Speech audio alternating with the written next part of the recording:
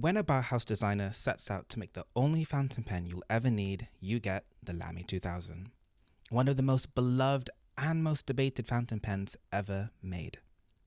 It was designed back in the 60s by Bauhaus industrial designer Gerd Alfred Müller, who also designed for another iconic German manufacturer, Braun.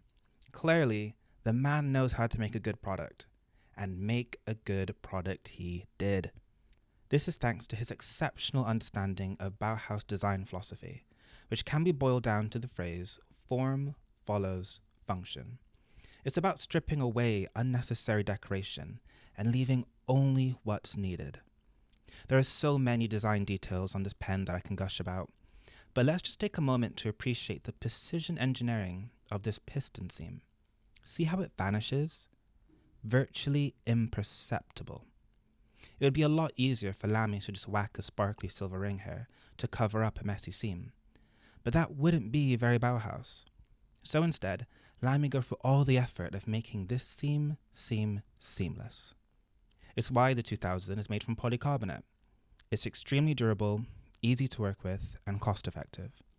It's warm to the touch and perfectly balanced. It's why the nib is teeny tiny and made of gold. Gold gives you a superior writing experience, but it does so whilst using the minimum possible, keeping it cost effective. You might start to see a pattern developing here. It's why the 2000 doesn't have those ornamental rings. It's not diamond encrusted. It's not whittled from the bark of an extinct tree from the depths of the Amazon jungle. Because none of that would make the 2000 a better pen, just a more expensive pen. But it's also why Lamy don't offer the option of a steel nib, even though that would obviously make it a lot cheaper. Because Mr. Müller didn't set out to make the cheapest fountain pen.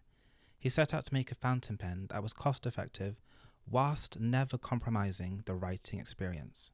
A pen whose form follows its function.